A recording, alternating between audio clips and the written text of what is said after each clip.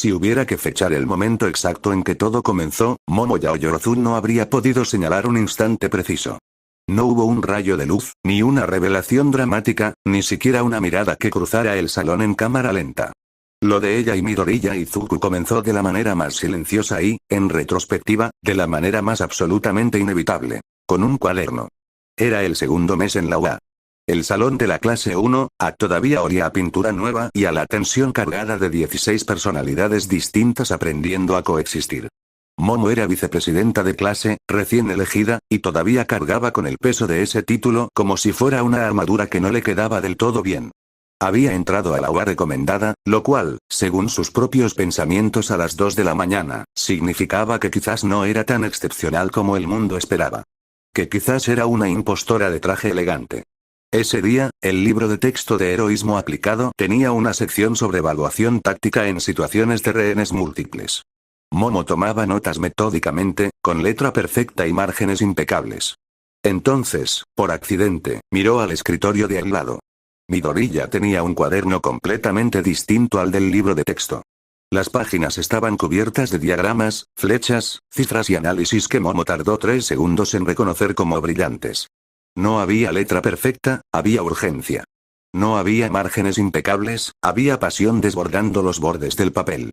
Había análisis de quirks que superaban en profundidad cualquier cosa que ella hubiera escrito. ¿Cuándo lo escribió? Pensó. ¿Lo tiene memorizado y lo transcribe, o lo está elaborando en tiempo real? Como si sintiera la mirada, Midoriya levantó los ojos. Verde oscuro, muy serios, muy despiertos. Luego, como accionado por un resorte, se sonrojó hasta las orejas y cubrió el cuaderno con ambos brazos. Perdona. No es nada, solo garabatos, ya sabes, cosas sin importancia, en realidad es. Era un análisis sobre la quirk de invisibilidad de Hagakure, dijo Momo, interrumpiéndolo con serenidad. El punto sobre los ángulos de refracción de luz era particularmente interesante. Midoriya parpadeó. Luego parpadeó de nuevo. ¿Leíste todo? Solo lo que alcancé a ver. Momo inclinó levemente la cabeza. ¿Tienes análisis de todos los miembros de la clase? Otro parpadeo. Una pausa larga. Y entonces Midoriya hizo algo que Momo no esperaba. En lugar de encogerse más, se irguió ligeramente, abrió el cuaderno y lo giró hacia ella. Sí. Aunque algunos están incompletos porque todavía no los he visto en combate real. El tuyo también está, si quieres verlo, aunque no quiero que parezca raro que, Momo ya estaba leyendo. Era meticuloso. Exhaustivo. Y en la sección dedicada a su quirk de creación había una frase subrayada en rojo que la dejó sin palabras por un instante. Quirk con potencial estratégico posiblemente infinito. Limitante principal. La confianza propia de la usuaria, no la capacidad del poder en sí mismo. No era un halago. Era una observación clínica, analítica, completamente sin adorno. Y por eso mismo la golpeó con más fuerza que cualquier elogio que hubiera recibido en su vida. Cerró el cuaderno con cuidado y lo devolvió. No dijo nada por un momento. Luego. Eres muy perspicaz, Midoriya-kun. Él se puso tan rojo que Kirishima, desde 3 filas atrás, preguntó en voz alta si alguien tenía el termostato muy alto. No fue amor. Todavía no. Fue respeto, primero. Y el respeto, cuando crece entre dos personas que lo saben valorar, tiene raíces más profundas que el romanticismo. El Festival de Deportes y el arte de no admitir las cosas. El Festival de Deportes de la UA puso a Momo en una posición que odiaba con toda su alma elegante y contenida. El fracaso público. Eliminada en la primera ronda del torneo por Tokoyami, con una estrategia que había fallado precisamente porque había dudado. Había dudado de sí misma, como siempre, como ese fantasma en los márgenes de su propia mente le recordaba constantemente. Se sentó en las gradas viendo a Midoriya pelear contra Todoroki en semifinales y, casi sin darse cuenta, comenzó a analizar el combate con la misma metodología que había visto en su cuaderno. Las flechas imaginarias, las posibilidades tácticas, el flujo de probabilidades. Era una forma de pensar que él le había contagiado sin pedirle permiso. Lo que vio en ese combate la impresionó de una manera que no podía articular del todo. No la impresionó el poder, que era real e innegable. La impresionó la voluntad. Midoriya tenía quirk de sobra en ese punto, pero lo que mostraba en el ring no era fuerza, era terquedad emocional. Una negativa absoluta a rendirse que tenía algo de irracional, algo que escapaba al análisis táctica. ¿Cómo se analiza eso? Pensó. ¿Cómo se planifica contra alguien que simplemente no sabe cuándo parar? No encontró respuesta. Lo anotó mentalmente para pensarlo más tarde. No conectó ese pensamiento con ninguna emoción particular. Mentira. Sí lo hizo. Pero tardó 2 años en admitirlo. Los exámenes finales. El momento que cambió todo, sin que nadie lo notara, el examen final del primer año fue, según Momo lo catalogó internamente en el momento, la peor y la mejor tarde de mi vida académica hasta la fecha. La peor porque Aizawa Sensei los aniquiló con una eficiencia quirúrgica que dejó a Todoroki y a ella completamente a merced de un hombre que dormía en sacos de dormir. La mejor porque, en algún punto entre ser aplastada contra el suelo y tomar la decisión de confiar en el plan de Todoroki, algo en Momo se reorganizó. Una pieza que había estado en el lugar equivocado encontró su sitio correcto. Pero eso ya es conocido. Lo que no es tan conocido es lo que pasó después, cuando la clase 1A se reunió en el camión que los llevaba de vuelta al campus. Midoriya, con el brazo en cabestrillo y la cara que solo él podía poner cuando procesaba emociones y conceptos tácticos al mismo tiempo, se sentó frente a Momo. Estaba claramente revisando el examen en su cabeza, los labios moviéndose levemente, las manos haciendo pequeños gestos. Tu plan fue brillante, dijo de repente, sin preámbulo, mirándola directamente. El momento en que calculaste el ángulo de escape y usaste el Kirk de Todoroki como distracción en lugar de como arma principal. Eso fue táctico en el nivel más alto. Momo abrió la boca. La cerró. Procesó. Casi no funciona, respondió al fin. Casi no funciona, concordó él, con seriedad. ¿Y qué? ¿Qué? Que si hubiera fallado, habrías aprendido exactamente qué ajustar. Y si salía bien, habrías ganado con estrategia pura contra un Kirk de supresión.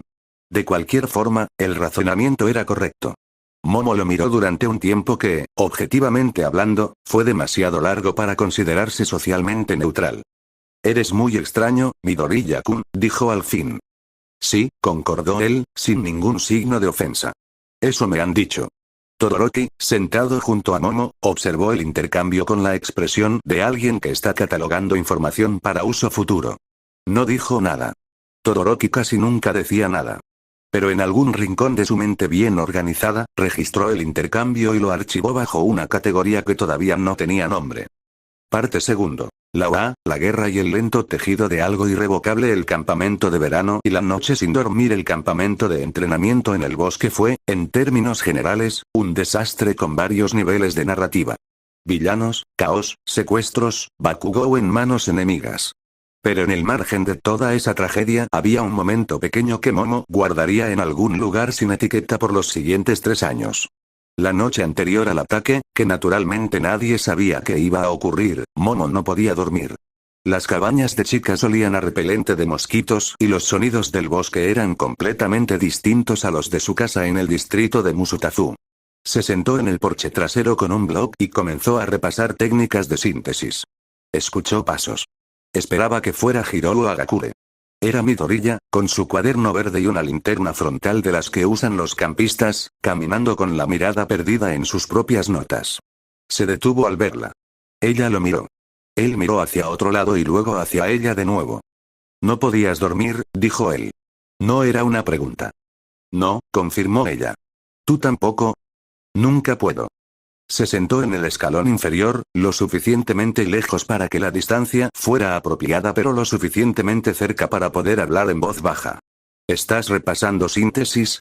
Intento optimizar el proceso de creación de materiales compuestos a baja temperatura corporal. En invierno mi Kirk pierde eficiencia en un 12% aproximado. Silencio. Luego. ¿Has probado aumentar la densidad calórica antes de activar la síntesis? Como si precalentaras el proceso, no el material. Pausa. Perdona, no quería, no, espera. Momo se inclinó ligeramente hacia él. Desarrolla eso. Y así pasaron 2 horas. 2 horas en el porche trasero de una cabaña de campamento, con una linterna frontal y un cuaderno verde, trabajando juntos en un problema de optimización de Kirk que Momo llevaba meses intentando resolver sola. No fue romántico, exactamente. Fue mejor que romántico. Fue intelectualmente íntimo, que es una categoría completamente distinta y, para ciertas personas, mucho más peligrosa. Cuando los demás se despertaron a las 6 de la mañana, Momo y Midoriya todavía estaban en el porche. Hirou los encontró tomando té instantáneo y mirando el mismo cuaderno. ¿Llevan toda la noche aquí?, preguntó Hirou, con la voz ronca de recién despertar. No toda, dijo Momo. Casi toda, admitió Midoriya. Hirou los miró a los dos, luego miró el cuaderno, luego los miró de nuevo. Ustedes dos son la cosa más rara que he visto desde que entré a esta escuela, dictaminó, y se fue a buscar café. Esa misma noche, la Liga de Villanos atacó. La licencia provisional, Todoroki, y el primer malentendido serio. El examen de licencia provisional introdujo a los chicos de la clase 1A en un mundo donde había más personas extraordinarias que ellos, lo cual fue saludable y brutalmente humillante en cantidades iguales. Fue también donde ocurrió el incidente del malentendido, que más tarde sería conocido en la leyenda informal de la clase 1A como aquella vez que Kaminari casi arruina algo que todavía no existía. Kaminari, con la inocencia devastadora que caracterizaba su existencia, había hecho un comentario durante el almuerzo posterior al examen. Midoriya acababa de ayudar a Momo a ajustar una táctica durante la segunda fase del examen, y Kaminari, mirándolos a los dos, dijo: Oigan, Yao Momo, ¿no te parece que Midoriya y tú harían buena pareja? Son como el mismo tipo de nerd pero en versiones diferentes. Silencio total de mesa. Kaminari miró alrededor, confundido por el impacto de sus propias palabras. Midoriya se atragantó con su comida de una forma tan espectacular que Irida tuvo que darle 3 palmadas en la espalda. Momo respondió, con una serenidad que le costó toda su educación de buenas maneras. Kaminari-kun, esa es una observación completamente irrelevante para el contexto actual. O sea, ¿un no?, insistió Kaminari. Un no es una pregunta apropiada en ningún contexto. Eso suena más a un quizás, murmuró Mineta, y Hirou lo fulminó con una mirada. Lo que nadie notó, porque todos estaban mirando a Momo y su impenetrabilidad de acero, fue que Todoroki, sentado junto a ella, había dejado de comer. Solo por un segundo. Solo el tiempo justo para mirar a Midoriya, que seguía tosiendo, y luego mirar sus propios palillos con una expresión que en cualquier otro ser humano habría sido difícil de clasificar pero que en Todoroki podía llamarse procesamiento incómodo de nueva información. Esa noche, Todoroki le mandó un mensaje a Midoriya que decía, con toda la elegancia emocional que lo caracterizaba: Midoriya, ¿tienes sentimientos por Yaoyorozu? Midoriya tardó 45 minutos en responder. El mensaje que envió decía: Shouto, eso es una pregunta muy directa para las 11 de la noche, ¿sí o no? No sé, ¿no sabes? No sé. ¿Por qué me preguntas eso? ¿Por contexto? ¿Qué contexto? Todoroki no respondió más esa noche. Midoriya no durmió. La residencia Yue y el caos organizado de vivir juntos. La mudanza al dormitorio de la UA fue, en términos prácticos, el catalizador de más desarrollo de personaje interpersonal que cualquier entrenamiento formal. Cuando 16 adolescentes de personalidades radicalmente distintas comparten cocina, sala de estar y horarios de estudio, las máscaras se caen de maneras inesperadas. Momo, por ejemplo, descubrió que no sabía cocinar arroz sin quemarlo. Esto era un secreto que había mantenido con éxito durante toda su vida anterior gracias a un equipo doméstico de 6 personas. En el dormitorio, la primera vez que intentó preparar algo para no molestar a nadie a las 10 de la noche, el olor a chamuscado alertó a Sato, que era el cocinero designado no oficial de la clase, y también a Midoriya, que estaba estudiando en la sala. ¿Yaoyorozu-san, está bien?, preguntó desde la puerta de la cocina, mirando la pequeña nube de humo que salía de la olla. Perfectamente, dijo Momo, con la dignidad de alguien que está de pie sobre un naufragio mientras insiste en que el barco está perfectamente estable. Midoriya miró la olla. Miró a Momo. Miró la olla de nuevo. ¿Quieres que te enseñe cómo hacer onigiri de emergencia? Mi mamá me enseñó. Es muy difícil arruinarlo. Momo quiso decir que no, que estaba perfectamente capacitada para preparar su propia alimentación, gracias. Lo que dijo fue: si no te molesta. Lo que siguió fue una hora de cocina colaborativa a las 10 de la noche, con Midoriya explicando con paciencia infinita y Momo siguiendo instrucciones con la concentración de quien está desactivando un artefacto explosivo. El resultado fueron 10 onigiris irregulares que de alguna manera eran perfectamente comestibles. Momo comió 3. Midoriya comió 4. Los 3 restantes los puso en un plato en el refrigerador con una nota que decía para quien los quiera y a la mañana siguiente habían desaparecido. Kaminari, confirmado por las cámaras de seguridad que Hirou revisó sin ningún remordimiento. Esto se convirtió en un ritual sin nombre. Los miércoles por la noche, cuando el dormitorio estaba en calma relativa, Momo y Midoriya terminaban en la cocina. Ella traía el té. Él traía el cuaderno. Cocinaban algo sencillo, repasaban estrategias de combate o leían en silencio paralelo. Nadie lo comentó formalmente. Pero Hirou lo anotó en el calendario compartido de la clase bajo la categoría evento recurrente y agregó un emoji de té. Caminar y añadió un emoji de corazón. Hirou lo borró inmediatamente. Uraraka y la conversación difícil. Ochako Uraraka no era estúpida. Era, de hecho, emocionalmente bastante inteligente, lo cual hacía que la situación fuera doblemente complicada. Había un tiempo en que Uraraka tenía sentimientos por Midoriya. Ella misma lo había decidido enterrar durante la preparación para el festival de deportes, con la determinación de quien está construyendo algo más grande que un enamoramiento. Pero enterrar no es desaparecer, y había noches donde el peso de ese algo persistente era más pesado que otros. La primera vez que notó que Midoriya y Momo pasaban más tiempo juntos, Uraraka no sintió celos exactamente. Sintió algo más complicado, más honesto. Sintió que el mundo se reorganizaba alrededor de ella de una manera que todavía no entendía del todo. Fue Tsuyu quien se sentó con ella una tarde de otoño del segundo año, con 2 vasos de jugo y la cara absolutamente plana, que significaba que iba a decir algo importante. Kero. Uchi, ¿estás bien? Estoy perfectamente bien, dijo Uraraka. Kero. ¿En serio, Tsu? Kero. Uraraka se rindió con un suspiro que sonó como toda la presión de un año saliéndose de golpe. No me gustan en plan, no estoy celosa en plan posesiva. No tengo derecho a eso. Solo es que, ¿los extrañas de cuando eran solo tus amigos? Pausa larga. Sí. Algo así. Tsuyu asintió. Bebió su jugo. Luego dijo, con la serenidad de quien ha pensado en esto más de lo que admite. ¿Y si los sigues teniendo como amigos pero en una configuración diferente? ¿Cómo? Que nada ha cambiado todavía. Y si cambia, cambia para los 3. No en contra de ti. Tsuyu inclinó la cabeza. Midoriya-chan te quiere mucho. De una manera muy específica que no va a ningún lado. Uraraka tardó un momento. Luego. ¿Cómo sabes que va a pasar algo entre ellos? Kero. No lo sé. Pero los cuadernos en la cocina son bastante evidentes. Uraraka soltó una carcajada pequeña, genuina, que le alivió algo en el pecho. Y así, de la forma más Tsuyu posible, la transición fue manejada. No sin dolor, no sin momentos difíciles, pero con honestidad. Y Uraraka, que era fundamentalmente una persona de mucha dignidad y corazón grande, decidió que lo que sentía por Midoriya siempre iba a ser una versión de amor, solo que no el tipo que había pensado que era. Y que eso estaba completamente bien.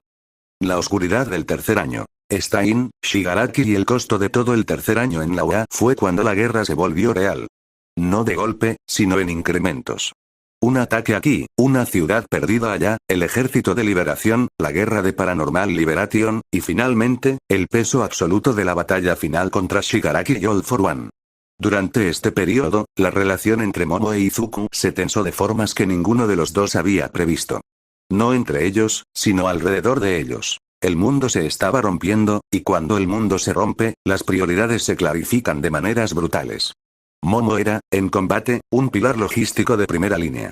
Su quirk, refinado a lo largo de 3 años de entrenamiento absolutamente implacable, le permitía mantener viva a la gente. Suministros médicos, escudos, herramientas, estructuras de contención. Momo en batalla era una fábrica de supervivencia en tiempo real. Y el costo era físico y permanente. Cada vez que sintetizaba algo grande, el cuerpo pagaba en calorías, en agotamiento, en pequeñas rupturas de algo que no tenía nombre médico, pero que todos los médicos de campo reconocían. Izuku, mientras tanto, estaba escalando hacia algo que asustaba a todo el mundo que lo quería. El período entre el villano escalado y la batalla final fue el más oscuro de ambas líneas. Izuku había dejado el dormitorio. Había tomado decisiones unilaterales. Había cargado el peso del mundo con la convicción absoluta de que era su responsabilidad personal no permitir que nadie más resultara herido por él. Fue Momo quien lo encontró una noche, 2 semanas después de que él había abandonado la UA. Estaba en un callejón del Distrito 3, en condiciones que objetivamente eran alarmantes. Heridas mal curadas, ropa destrozada, ojos que miraban desde algún lugar muy lejano. Ella llevaba 20 horas sin dormir. Había estado coordinando evacuaciones con Ira. Tenía los brazos vendados hasta el codo. Lo vio. Él la vio. Ninguno de los dos habló por un momento que duró demasiado. Luego Momo dijo, con una voz completamente controlada que costaba un esfuerzo visible. Vas a venir conmigo. No te estoy preguntando. Yaoyorozu, no te estoy preguntando, Midoriya-kun. Él la miró. Y algo en esa mirada, la mirada de Momo Yaoyorozu a las 3 de la madrugada en un callejón, con los brazos vendados y la voz absolutamente firme, fue más que cualquier argumento que él pudiera formular. Fue. No dijeron nada importante esa noche. Ella curó sus heridas con las manos precisas de alguien que ha practicado primeros auxilios de campo hasta convertirlos en memoria muscular. Él se dejó curar con la docilidad agotada de alguien que ya no tiene energía para resistir. Durmieron en sitios opuestos de la habitación segura que ella había establecido. Pero a la mañana siguiente, cuando él dijo que tenía que seguir solo, ella dijo: no. Es peligroso, lo sé. No me importa. Y luego, con una honestidad que la sorprendió incluso a ella misma: me importas tú, Midoriya-kun. No solo como compañero. Y no voy a quedarme atrás y esperar a ver si regresas. Silencio largo. Yaoyorozu-san, dijo él, con una voz que no era la de alguien que está rechazando algo, sino la de alguien que está abrumado. Ahora no, dijo ella. Ahora hay una guerra. Después hablaremos. Y así, con esa promesa aplazada flotando entre los dos como algo vivo, volvieron juntos al mundo que todavía ardía.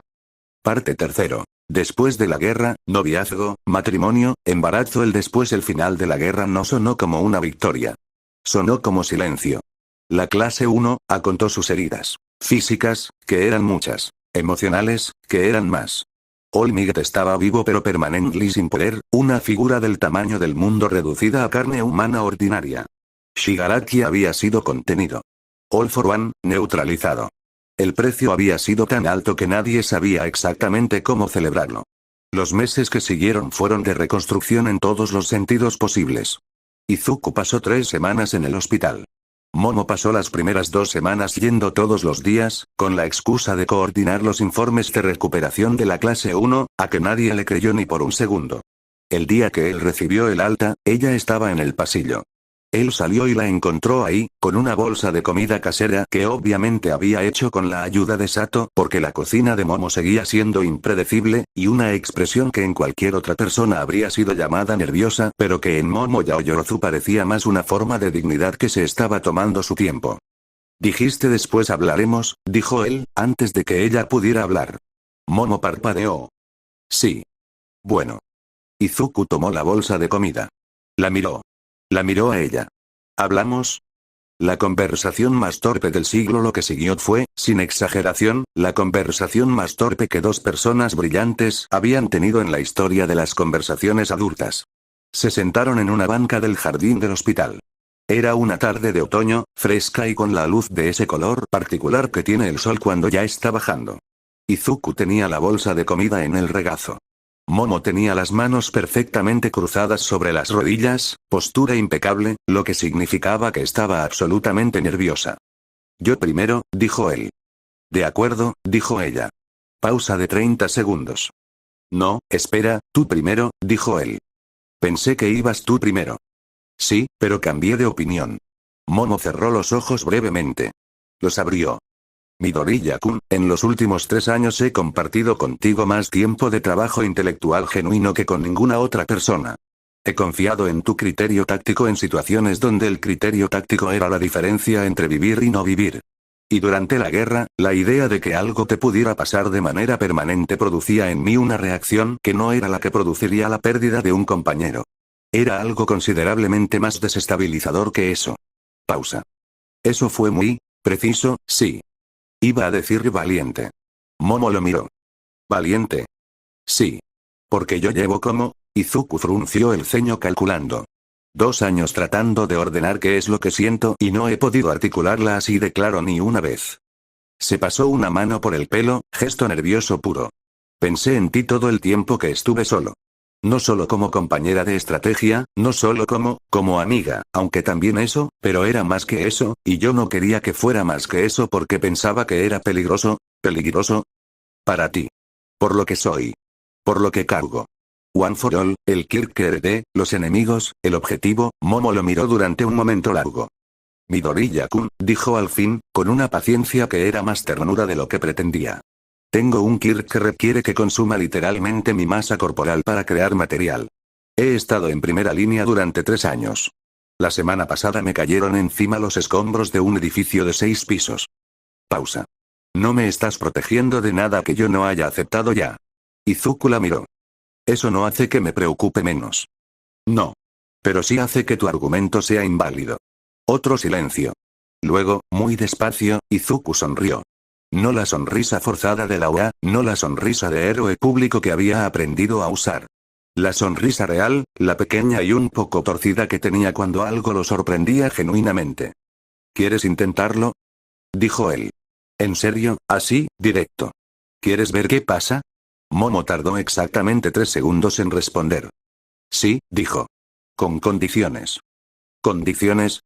No desaparezcas solo de nuevo sin decirme. Eso fue, buscó la palabra, inadmisible. Eso es justo. Y si algo va mal entre nosotros, lo decimos en lugar de ignorarlo. También justo. Y, Momo. Era la primera vez que usaba solo su nombre. Ella lo notó. Los dos lo notaron. Sí a todo. Una pausa. Bien, dijo ella. Bien, concordó él. Y así, en una banca de hospital con una bolsa de comida casera irregular entre los dos y la luz de otoño haciendo lo que puede, comenzó oficialmente lo que había estado comenzando desde un cuaderno verde en el segundo mes de primer año. El noviazgo. 6 meses de aprender a ser dos. El noviazgo de Izuku Midoriya y Momo Yaoyorozu fue, según Hirou que los había observado desde el principio con la paciencia de un arqueólogo, exactamente lo que esperaba pero todavía más adorable de lo que pensaba.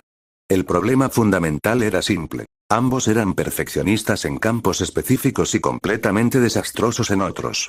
Izuku era brillante en estrategia, empatía y pasión, pero tenía la tendencia de procesar sus emociones en voz alta antes de terminar de pensarlas, lo cual producía conversaciones que empezaban en un lugar y terminaban en otro completamente distinto. Momo era brillante en planificación, precisión y compostura, pero tenía la tendencia de asumir que los demás necesitaban menos espacio del que necesitaban, porque ella misma requería muy poco. La primera cita formal fue, por consenso implícito, a un museo de ciencias. Esto decía todo lo necesario sobre ambos. La segunda fue a un restaurante de buena categoría, elección de Momo. Izuku llegó 15 minutos antes, que era su forma de llegar a tiempo, con el pelo húmedo de ducharse precipitadamente y la ropa correcta pero con los botones en el orden equivocado, lo que Momo notó inmediatamente y corrigió sin comentario ni ceremonia, y ese gesto pequeño, esa naturalidad de simplemente alcanzar y arreglar algo sin hacer drama de ello, fue lo que más claramente le indicó a Izuku que esto era real. La tercera fue al zoológico porque, citando a Izuku, siempre quise ir pero nunca tuve el tiempo. Momo pasó 2 horas extraordinariamente feliz mirando reptiles y tomando notas sobre estructuras moleculares mientras Izuku se emocionaba con los pulpos de la sección de invertebrados con una energía que era pura y no tenía nada de héroe ni de símbolo. Era simplemente un chico de 20 años al que le fascinaban los pulpos. Momo lo observó y pensó que quizás eso era lo que más la había atraído siempre. Que Midoriya Izuku era la persona más completamente ella que conocía. La reacción de los amigos. Un espectáculo en varios actos acto y caminar y se enteró por Hirou, que se lo dijo porque sabía que iba a reaccionar de manera espectacular y merecía ese placer. Lo llamé. Desde el primer año lo llamé, Yaoyorozu me dijo que era irrelevante pero yo lo sabía. Hirou lo miró. Técnicamente lo dijiste sin querer. El resultado es el mismo. Acto segundo. Ida fue a felicitarlos formalmente, con un discurso de 3 minutos sobre la importancia del apoyo mutuo en las relaciones de heroísmo activo, y luego los invitó a cenar con él y Uraraka cuando los horarios lo permitan con una formalidad que encubría afecto genuino y sincero. Acto tercero. Uraraka había hablado con Momo antes de que se anunciara oficialmente. Se encontraron solas, por iniciativa de Uraraka, en la cafetería de la agencia de héroes donde Momo hacía prácticas. Quería decirte algo antes de que todo el mundo lo supiera, dijo Uraraka, directa como siempre. Me alegra que seas tú. En serio. Momo la miró con algo que era sorpresa y gratitud a partes iguales. Ochako-san. No tienes que decir nada. Solo quería que lo supieras. Y ahí estaba la verdadera calidad de Uraraka Ochako. No la fuerza de no sentir, sino la fortaleza de sentir y elegir aún así la generosidad. Acto cuarto. Todoroki. La reacción de Todoroki fue, por supuesto, la más intrigante. Izuku le dijo en persona, porque le debía esa conversación desde aquella noche de los 11 de la noche con los mensajes de texto. Todoroki escuchó. No cambió de expresión en ningún momento visible. Luego dijo. Bien. Pausa. ¿Solo eso? dijo Izuku. ¿Qué más quieres que diga? Pensé que, no sé. ¿Tienes algo que procesar al respecto? Todoroki lo miró durante un momento largo.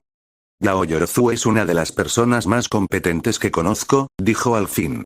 Y tú eres mi mejor amigo. Si hay algo que necesito procesar, lo haré. Pero ahora mismo solo me importa que los dos estén bien. Izuku lo abrazó, que era lo más natural del mundo, y también le tomó a Todoroki por sorpresa como siempre lo hacía. ¿Siempre tienes que hacer eso? Dijo Todoroki, con el tono de alguien que está fingiendo que no le importa el abrazo. Siempre, confirmó Izuku. El matrimonio, pequeño, perfecto y lleno de caos, se casaron a los 24 años, 3 años después del final de la guerra, cuando Izuku era ya un héroe de rango 3 nacional y Momo dirigía su propia agencia independiente en el distrito de Musutazu. La boda fue pequeña porque Momo quería algo íntimo y Izuku no entendía la logística de algo grande, y los dos estuvieron de acuerdo en que el dinero de la familia Yaoyorozu podía gastarse en cosas mejores que un evento de 300 personas, que ninguno de los dos sabría cómo sobrevivir emocionalmente. Dijeron pequeño y resultó ser 70 personas, lo cual seguía siendo el evento más grandioso al que Izuku había asistido en su vida que no fuera una batalla. Olmi lloró desde el primer minuto. No intentó ocultarlo. Se sentó en la primera fila del lado de Izuku con un pañuelo y lo usó sin parar desde que Momo apareció en la puerta hasta que terminó la ceremonia. Su madre Inko lloró también, pero con más discreción. Endeavor, invitado por la familia Todoroki, estuvo presente con una rigidez que en él significaba que estaba siendo considerablemente más emocional de lo que mostraba. El momento más memorable del día no fue el intercambio de votos, que fue hermoso y preciso y completamente Momo e Izuku en su forma de ser a la vez formal y profundo.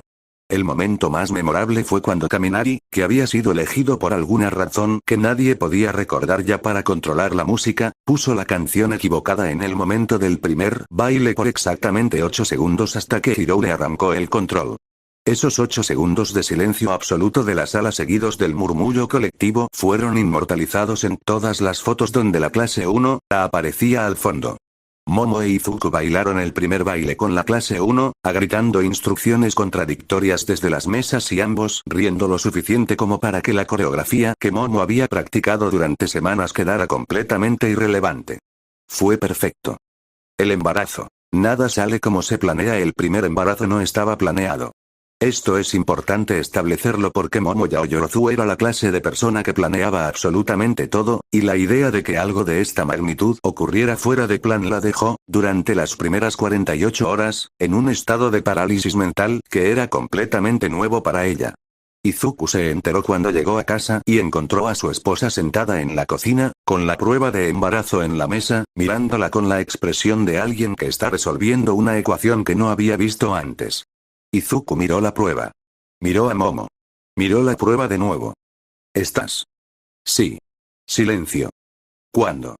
Hace aproximadamente 6 semanas, según el médico. Pausa. Fui esta tarde. ¿Sola? No quería llamarte sin saber qué decirte. Izuku procesó esto. Se sentó. Tomó la prueba. La miró como si contuviera información táctica que necesitaba analizar. ¿Cómo estás?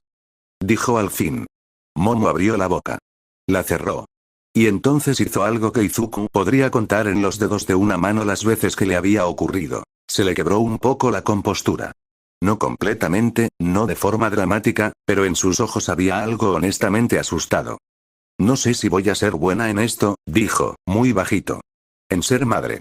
No tengo el modelo adecuado, no tengo la experiencia, y el timing es Momo. Él tomó su mano. Las dos manos. Yo tampoco sé. Pero nosotros somos bastante buenos en aprender cosas juntos. Ella lo miró. Eso es una respuesta muy poco informativa. Lo sé. Pero es verdad. Una pausa larga. Y luego, muy despacio, Momo se recostó contra él, que era algo que hacía pocas veces y solo cuando el peso de ser impecable se volvía demasiado. Vamos a necesitar más cuadernos, dijo ella en voz baja. Izuku se rió, y el sonido de esa risa en la cocina silenciosa fue suficiente para que el miedo se hiciera más pequeño. El embarazo. Meses de caos controlado y descontrolado. El primer trimestre fue difícil. Las náuseas matutinas de Momo eran impredecibles y completamente incompatibles con su horario de directora de agencia, lo cual significaba que Izuku había desarrollado la costumbre de aparecer en su oficina a media mañana con galletas de jengibre y una botella de agua con lima con la discreción de un hombre que sabe que su esposa odiaría que esto fuera un escándalo. Hirou, que había sido su asistente principal en la agencia durante un año, nunca dijo nada. Solo pedía que les avisaran cuando necesitaran privacidad para asuntos de coordinación y cerraba la puerta. En el cuarto mes, cuando el embarazo se hizo visible, la respuesta pública fue grande. El héroe Creación y Deku, dos héroes de alto rango, en espera de su primer hijo. Los medios lo trataron como un evento nacional. A Momo le pareció excesivo. A Izuku le pareció abrumador. All Might llamó 3 veces en el mismo día para asegurarse de que estaban bien, lo cual era su forma de decir que estaba extraordinariamente emocionado. Los momentos del embarazo que ni uno ni otro olvidaría jamás. El primero, la noche que Izuku sintió al bebé moverse por primera vez. Momo tomó su mano y la puso en el lugar correcto, y cuando el movimiento ocurrió, Izuku se quedó absolutamente inmóvil durante 5 segundos completos y luego se puso a llorar con una inmediatez y una intensidad que no había previsto. Momo lo miró sorprendida, luego lo miró con una ternura que era más amplia que cualquier cosa que hubiera sentido antes. «¿Estás llorando?», dijo ella. «Sí», confirmó él, sin hacer ningún intento de parar. «Por supuesto que sí», murmuró Momo, y le pasó un brazo por los hombros. El segundo. Kaminari organizó un gender reveal que nadie le pidió que organizara, usando su key de electricidad para crear el efecto visual, y el resultado fue una explosión azul y rosa simultánea que cortó la luz del bloque entero durante 20 minutos. La electricidad de Kaminari había estado funcionando en modo cortocircuito desde el festival de licencias. Nada había cambiado. Nadie estaba sorprendido. El tercero. La noche en que Momo, a las 2 de la madrugada, no pudo dormir y encontró a Izuku en la sala con un cuaderno nuevo, escribiendo. No estrategias de combate. Nombres. Lista de nombres, con pros y contras y consideraciones etimológicas. Momo se sentó junto a él, leyó la lista, y durante 20 minutos los dos eligieron nombres en voz baja en la oscuridad de la sala, con la ciudad durmiendo afuera y algo que era el futuro haciéndose cada vez más real y concreto. El nacimiento. Drama en tiempo real. El trabajo de parto comenzó a las 3 de la tarde de un martes, lo cual era el peor momento posible porque Izuku estaba en el otro extremo de la ciudad atendiendo un incidente de nivel menor. Momo llamó a Hirou primero, que llegó en 7 minutos con el bolso de hospital ya preparado. Hirou había tenido el bolso listo desde el 7º mes. Luego llamó a Izuku. La conversación fue así. Izuku. El trabajo de parto ha comenzado. Silencio de 2 segundos. Voy. El incidente. El incidente fue resuelto en tiempo récord por Izuku con una eficiencia que el análisis posterior catalogó como técnicamente impecable, pero posiblemente motivado por factores externos a la situación de emergencia. Lo cual era la forma profesional de decir que Deku llegó en 12 minutos a un lugar que estaba a 40 de distancia normal. Llegó al hospital con la máscara todavía en la mano y los ojos de alguien que ha estado corriendo en modo pánico controlado. Encontró a Momo en la sala de espera con Hirou, perfectamente sentada, con la bolsa de hospital en el regazo. «Llegas con tiempo», dijo Momo. «¿Estás bien?» «Las contracciones son cada 8 minutos. Estoy completamente bien». «Yao Momo le dijo eso al médico con esa cara exacta hace 15 minutos», informó Hirou, y el médico la miró con esa cara de señora, «eso no es completamente bien». «Era una evaluación aproximada», dijo Momo. «Era una evaluación optimista», corrigió Hirou. Izuku se sentó junto a Momo, tomó su mano, y no la soltó durante las siguientes 9 horas. El nacimiento de su primera hija fue difícil y largo y agotador en formas que ninguna cantidad de entrenamiento de combate había preparado a ninguno de los dos para procesar. Pero cuando la enfermera puso a la niña en brazos de Momo, y Momo la miró con una expresión que era completamente nueva en su cara, algo que no era ni el control ni la elegancia ni la compostura sino algo más profundo y más verdadero que todo eso, Izuku pensó que ese momento era lo más importante que había visto en su vida. Y eso incluía la derrota de All for One. La llamaron Ana. Flores. Porque Momo decía que significaba apertura y crecimiento, Izuku decía que era perfecta, y All Might, cuando le enviaron la foto, respondió con un mensaje que solo decía Ana seguido de tantos emojis de flor que el teléfono tuvo que hacer scroll. Parte cuarto. La vida familiar, héroes, padres y la gloriosa rareza del caos doméstico los primeros meses. Nadie estaba listo. Hay cosas para las que no hay entrenamiento posible, y una de ellas es la privación de sueño de los primeros meses de paternidad, cuando eres dos personas con horarios de heroísmo activo. Momo había leído 4 libros sobre desarrollo infantil durante el embarazo. Izuku había tomado notas sobre esos libros. Los dos habían hecho planes. Los planes sobrevivieron exactamente 2 semanas. La semana 3 fue cuando Izuku se presentó a una reunión de coordinación de héroes con el uniforme al revés. No el uniforme de héroe, que tenía mecanismos de abroche que impedían eso. El uniforme de civil. La camisa al revés. Ida lo notó y discretamente lo llevó al baño antes de la reunión. Nadie dijo nada. Todo el mundo había estado mirando. La semana 4 fue cuando Momo, en medio de una conferencia de prensa sobre la nueva zonificación de respuesta a emergencias de su agencia, hizo una pausa, miró a su coordinadora de comunicaciones y dijo, con perfecta calma: «Perdón, ¿cuántos meses de baja maternal tiene garantizados el personal de mi agencia?» La coordinadora respondió. Momo asintió. «Bien. Estoy tomando los míos a partir del lunes». La conferencia continuó. Nadie lo cuestionó porque nadie cuestionaba a Momo Yaoyorozu cuando usaba ese tono. Los momentos que establecieron el ritmo de esa nueva vida. La rotación de guardias nocturnas fue el sistema que ambos desarrollaron con la misma seriedad táctica que aplicaban a las operaciones de campo. Izuku había hecho una hoja de cálculo. Momo la había corregido para optimizar los ciclos de sueño. Era ridículo y completamente en personaje y funcionó. El grupo de WhatsApp de la clase 1, dedicado a Ana fue, objetivamente, el grupo más activo en la historia de la mensajería instantánea. Kaminari mandaba memes de bebés.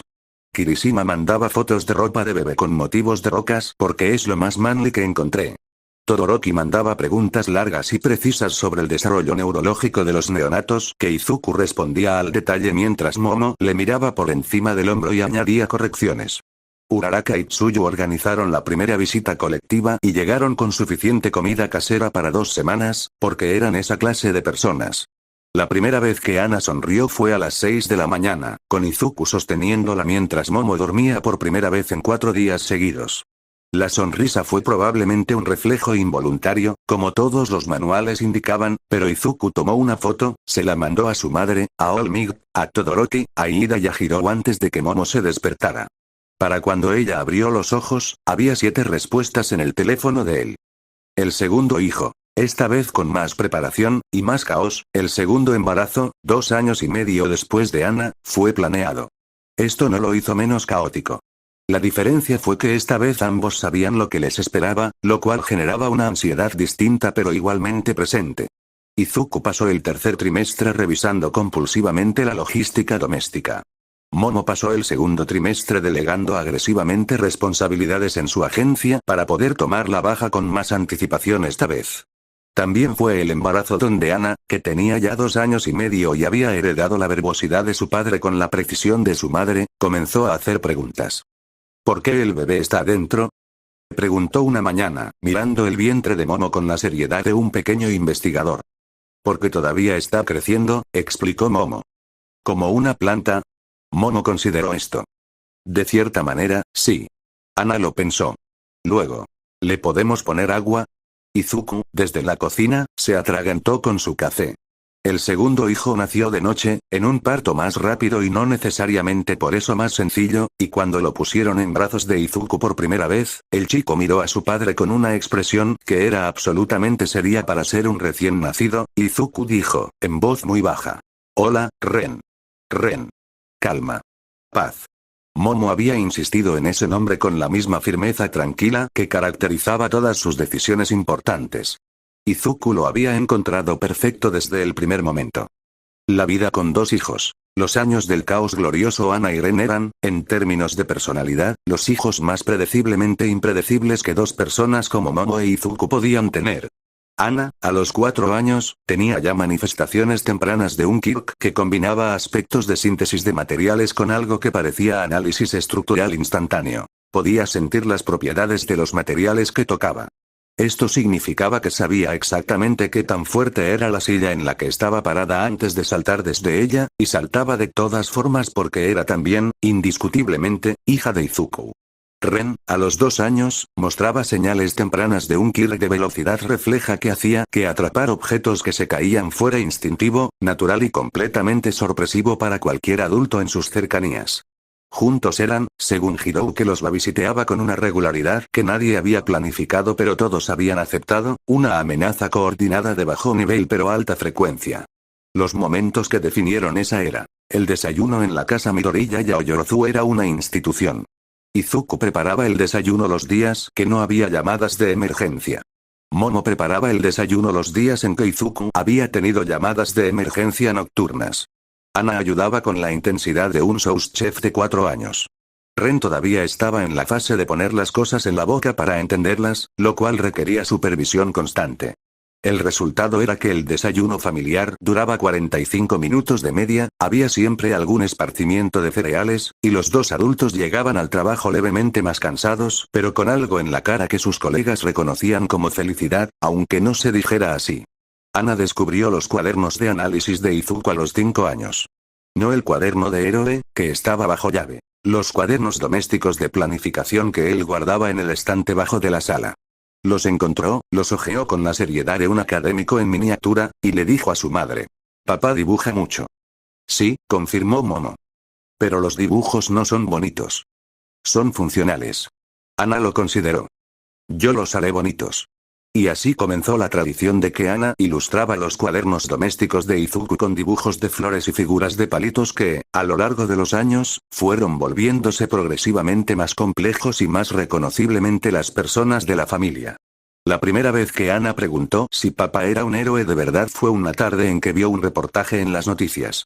En el reportaje, Deku estaba en medio de una operación de rescate de alta visibilidad, con el uniforme dañado y el pelo suelto y los ojos encendidos con algo que Ana reconoció y no reconoció al mismo tiempo. ¿Ese es papá?, preguntó. Sí, dijo Momo. Está peleando. Está rescatando a personas. Ana lo miró durante un momento largo con esa seriedad que era toda suya. ¿Le duele? Momo tardó un segundo en responder. A veces. Pero es lo que hace porque le importa. Ana asintió. Y luego, completamente sin transición. ¿Cuándo viene a cenar? Momo sintió algo que era amor y alivio y humor todo junto. Llamó hace 1 hora. Viene en 2 horas. Bien. Le voy a guardar los cereales que Ren tiró. Todoroki, Uraraka y el resto. La familia elegida los años después de la guerra habían redistribuido a la clase 1, por toda la sociedad de héroes, pero la red central se mantuvo con una tenacidad que era característica de personas que habían sobrevivido cosas juntos. Todoroki se convirtió en tío no oficial de Ana y Ren de una manera que nadie había explicitado pero todos habían aceptado. Llegaba a visitar con la regularidad de quien tiene agenda establecida, siempre con comida de la mejor calidad y la expresión de alguien que está completamente cómodo en silencio. Ana lo llamaba tío Shoto con una confianza que él recibía con más emoción visible de la que mostraba con nadie más adulto. La primera vez que Ren se quedó dormido en brazos de Todoroki durante una visita familiar, Momo tomó una foto que llegó al grupo de WhatsApp de la clase 1, en 20 segundos y generó 43 respuestas en 3 minutos. La de Kaminari fue la más larga. La de Todoroki, cuando se la mostraron luego, fue: está bien, supongo. Uraraka, que para entonces tenía su propia agencia de rescate con especialización en desastres naturales, era la tía Ochi que llegaba con demasiada energía para las horas de la tarde y demasiada risa para los momentos serios, y que era exactamente lo que la familia necesitaba cuando el peso de ser héroes era demasiado. Ana la adoraba porque Uraraka la hacía flotar, que era literalmente el mejor superpoder posible desde la perspectiva de una niña de 5 años. Ren la adoraba porque Uraraka siempre llegaba con sopa de su mamá. All Might era el abuelo. No biológicamente, pero en todos los sentidos que importan.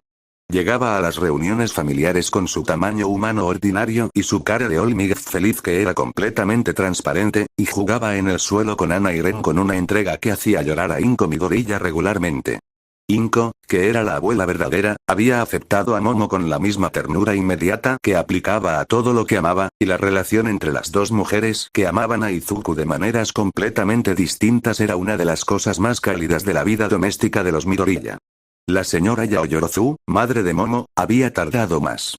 Había tardado en aceptar que su hija no tendría el matrimonio que ella había imaginado, que sería un matrimonio entre dos personas públicas con carreras activas y horarios imposibles y hijos que crecerían corriendo por pasillos demasiado grandes. Pero el día que visitó la casa de Momo e Izuku por primera vez, y vio los dibujos de Ana pegados en el refrigerador junto a análisis tácticos y listas de comestibles, y vio la forma en que su hija se movía por ese espacio, suelta de una manera que jamás había sido en la casa familiar, entendió algo que no podía articular completamente, pero que era más que suficiente. El momento más difícil. La recaída del trauma. Izuku tuvo un episodio a los 29 años. No fue una crisis visible, no fue nada que apareciera en los medios ni que afectara operaciones. Fue interna, silenciosa, del tipo que no tiene nombre fácil. El peso acumulado de años de carga excesiva que encontró un momento donde la guardia bajó lo suficiente. Momo lo notó antes que nadie.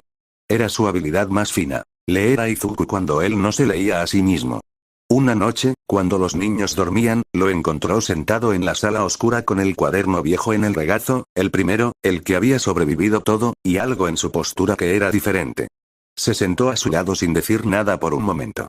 Luego, ¿qué está pasando? Largo silencio. No lo sé, dijo él al fin. O sí lo sé pero no sé cómo, no tienes que saberlo perfectamente para decirlo. Otra pausa. Y entonces Izuku habló durante 40 minutos, con la voz que a veces tenía cuando el procesamiento interno se desbordaba hacia afuera, sobre el peso de ser símbolo, sobre el miedo que nunca había terminado de irse, sobre las cicatrices que todavía dolían algunas mañanas de una manera más que física. Momo no lo interrumpió. No ofreció soluciones. No analizó ni planificó. Solo estuvo presente con la clase de presencia que es más valiosa que cualquier respuesta. Al final, él la miró. No quiero que pienses que no estoy bien. Estás siendo honesto conmigo, dijo ella. Eso es estar bien en el sentido que importa. Pausa. Deberías hablar con alguien, dijo ella entonces. Un profesional. No porque no puedas hablar conmigo, sino porque... interrumpió él. Tienes razón. Y la siguiente semana comenzó terapia, que era algo que debía haber comenzado años antes y que la guerra había hecho demasiado urgente para postergar más. Momo ya llevaba 3 años en terapia. Nunca lo había publicitado. Lo mencionó ese día, sin drama. ¿3 años? Dijo él. Desde el final de la guerra. Pequeña pausa. La inseguridad no desaparece sola, Izuku. Solo aprende a trabajarse. Él la miró durante un momento. ¿Cómo es que siempre estás 3 pasos adelante? No siempre. Un rastro de sonrisa. Solo en las cosas que me importan. Parte V. El futuro, lo que construyeron 10 años después de la guerra. El inventario a los 32 años, Izuku Midoriya era el héroe de mayor rango activo en Japón. Llevaba ese título con la incomodidad de alguien que nunca termina de creer que lo merece completamente, lo cual, según todos los que lo conocían bien, era exactamente porque lo merecía. A los 32 años, Momo Yaoyorozu dirigía una agencia que había crecido hasta ser una de las 3 más grandes del país, con especialización en logística de rescate y formación de héroes de apoyo. Había escrito 2 libros técnicos sobre optimización de quirks en combate. El primero estaba en el programa de estudios de la UA. Ana tenía 7 años. Ren tenía 4. Su casa en el distrito de Musutafu era demasiado pequeña para la energía que contenía, siempre llena de cuadernos y dibujos y visitas inesperadas y olores de cocina y 2 personas que habían aprendido, con práctica continua y mucho trabajo, a ser pareja de la misma manera que habían aprendido todo lo demás, juntos, imperfectamente, con honestidad. Lo que Izuku tenía que Momo no esperaba, la capacidad de mantenerse perfectamente presente. No distraído por el teléfono, no en modo estrategia, no pensando en el siguiente problema. Cuando estaba con ella y los niños, estaba. Esa presencia era, para Momo que venía de una infancia de mucha soledad elegante, algo que todavía a veces la tomaba por sorpresa. Lo que Momo tenía que Izuku no esperaba, la capacidad de ser completamente ella misma con el tiempo. No en el sentido de que hubiera cambiado, sino en el sentido de que se había expandido. La Momo de los 32 años era la misma de los 15, pero sin la capa de inseguridad que la cubría, y eso la hacía brillar de una manera que era diferente a cualquier cosa que él hubiera anticipado. El matrimonio en marcha. Cómo se mantienen no era perfecto. Nunca lo había sido. Las peleas existían. Sobre el trabajo que se llevaba a casa, sobre las decisiones unilaterales que Izuku todavía cometía a veces con la mejor intención, sobre los momentos donde Momo se cerraba cuando debería abrirse y Izuku hablaba demasiado cuando debería escuchar. Pero habían desarrollado un lenguaje propio, esa cosa privada que construyen las parejas que llevan años juntas. Una mirada que significaba necesito un momento, un gesto que significaba ven aquí, una manera de decir el nombre del otro que tenía decenas de tonos distintos según el contexto. Tenían la regla de la banca del jardín, que Ana había nombrado así porque los había visto usarla y había preguntado qué era. La regla era, cuando algo era demasiado complicado para decirlo de pie, se sentaban. En cualquier banca, en el jardín o en el parque o en el hospital o en la agencia. Se sentaban y hablaban, sin prisa y sin escape. Habían aprendido que la mayoría de las cosas difíciles se volvían manejables cuando se decían sentados. Tenían los miércoles por la noche. No siempre en la cocina, no siempre con cuadernos, pero siempre juntos, sin agenda de trabajo, sin el teléfono como prioridad. A veces era cocinar. A veces era leer en paralelo. A veces era hablar durante horas. Los miércoles eran el ancla de la semana. Y tenían la costumbre de Izuku de dejarle notas. Esto había comenzado en los años de la UA, con mensajes en el cuaderno compartido. Había evolucionado hacia notas físicas. En el refrigerador, en el espejo del baño, en el bolsillo de su uniforme antes de una misión difícil. No siempre eran profundas. A veces decían, hay onigiri en el segundo cajón. A veces decían, te amo, vuelvo a las 7. A veces eran un análisis pequeño de alguna observación que había hecho de ella ese día. Momo guardaba todas las notas en una caja que estaba en el estante más alto de su closet.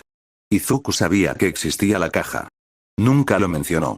Era el tipo de silencio que es más elocuente que cualquier comentario. Ana y Ren, la siguiente generación Ana Midoriya, a los 7 años, era la persona más interesante de su clase de primaria según todos los indicadores disponibles. Tenía el análisis de su madre, la empatía de su padre y una terquedad que era síntesis pura de los dos. Su Kirk, que los médicos habían clasificado como análisis táctil y síntesis elemental, le permitía entender los materiales y crear versiones modificadas de ellos. Era precoz en un sentido que no era intimidante sino encantador. Hacía preguntas exactas, escuchaba respuestas completas y luego hacía preguntas más exactas todavía. Había declarado, con la seriedad de una decisión ya tomada. Cuando sea grande voy a ser heroína. Como mamá y papá. ¿Segura? Había preguntado Izuku. Sí. Pero también quiero hacer ciencia. Las dos cosas. ¿Se puede hacer las dos cosas? Dijo Momo. Sí. Lo sé. Ana los miró a los dos. Ustedes hacen como 20 cosas cada uno. Izuku se rió. Momo sonrió con esa sonrisa pequeña que era la más real. Ren, a los 4 años, era todavía un misterio en proceso. Callado de la misma manera que Todoroki era callado, observador, con ojos que recogían información constantemente. Su Kirk era de velocidad refleja, claramente heredada del lado paterno, pero había algo más en él que todavía no había manifestado del todo. Cuando lo hacía, los médicos de Kirk lo llamaban proyección de propiedades cinéticas. Podía transferir velocidad y fuerza de impacto de un objeto a otro con el tacto. Tenía 4 años. Ya lo estaban catalogando como de alto potencial. Ren no tenía la verborragia de su padre. No tenía la precisión verbal de su madre. Tenía algo propio. Una forma de comunicarse que era mayormente física, táctil, directa. Cuando quería a alguien, se sentaba junto a él y no decía nada. Como su tío Shoto, de quien probablemente había aprendido sin darse cuenta. All Might, el legado y la conversación final. Había una conversación que Toshinori Yagi, All Might, había tenido con Izuku cuando Ana tenía 3 años. Una tarde en la casa de los Midoriya, mientras Momo bañaba a Ana y Ren dormía la siesta, y los dos hombres estaban en la sala con té frío. Toshinori había mirado la sala con sus cuadros y sus notas y los dibujos de Ana en el refrigerador visible desde ahí, y había dicho, con la voz que tenía cuando estaba siendo completamente honesto. Joven Midoriya. Cuando te elegí, esperaba que aceptaras un legado. No esperaba que construyeras algo completamente tuyo encima de él. Izuku lo miró. El legado es lo que tú me diste, dijo. Esto es lo que Momo y yo construimos. Toshinori sonrió. No la sonrisa de All Might, que era gigante y para las cámaras. La suya, la pequeña y cansada y completamente genuina. Eso es exactamente lo que quería decir. El epílogo. Una tarde de domingo ordinaria. La casa huele a caldo de inco, que ha venido a pasar el fin de semana. Ana está en la sala con su cuaderno de ciencias y el gato que adoptaron hace 2 años y que se llama Calcetines por decisión inapelable de Ren. Ren está dormido en el sillón con Calcetines encima de él, en la postura de alguien que ha rendido batalla antes de las 6 de la tarde. Toshinori está en la silla del rincón, leyendo, con los anteojos que usa desde los 60. En la cocina, Izuku y Momo están cocinando juntos. No hay nada particularmente especial en este momento. Es exactamente igual a miles de momentos anteriores. Él cortando, ella supervisando, los dos hablando de lo que pasó esta semana, de un caso que le preocupa a ella, de una misión que viene para él, de si Ana debería empezar clases de análisis estructural antes o si es demasiado pronto, de si Ren debería probarse en el equipo de atletismo del colegio. En algún momento, Izuku dice algo que hace reír a Momo, y esa risa, baja y genuina y completamente suya, es la misma que tenía cuando nadie la veía a los 16 años resolviendo un problema difícil. Solo que ahora está en una cocina con olor a caldo y sonidos de niños y un gato llamado Calcetines, y no tiene nada de excepcional y todo de perfecta. Izuku la mira durante un segundo más de lo necesario. ¿Qué? Dice ella, sin mirarlo, cortando las cebollitas. Nada, dice él. Estás haciendo la cara. ¿Qué cara? La cara de estoy pensando algo que probablemente voy a escribir en el cuaderno. Es la cara de que estoy bien, dice él, simplemente. Momo lo mira entonces, con esa mirada suya que siempre fue precisa y ahora también es cálida, una mezcla que tardó años en desarrollarse y que Izuku conoce mejor que cualquier otra cosa. Yo también, dice ella. Y eso, al final de todo, es suficiente. Más que suficiente. Es exactamente lo que prometieron en una banca de hospital con una bolsa de onigiris irregulares y la luz de otoño haciendo lo que puede. No la perfección, no la ausencia de miedo, no la vida sin peso. Solo esto. Ellos, construyendo. Fin. El amor no resuelve el mundo, pero hace que valga la pena seguir trabajando en él. Izuku Midoriya, en un cuaderno verde sin fecha específica.